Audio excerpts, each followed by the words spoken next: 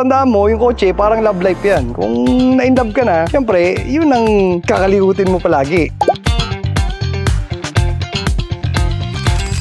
So, Forester na NA. So, maraming tao, pag tinanong mo, sasabihin, dapat tinurbo mo na lang o binili mo yung turbo na version. Pero tandaan mo, yung kotse, parang love life yan. Kung na-in-love ka na, syempre, yun ang, i-modify mo, tsaka kakalimutin mo palagi.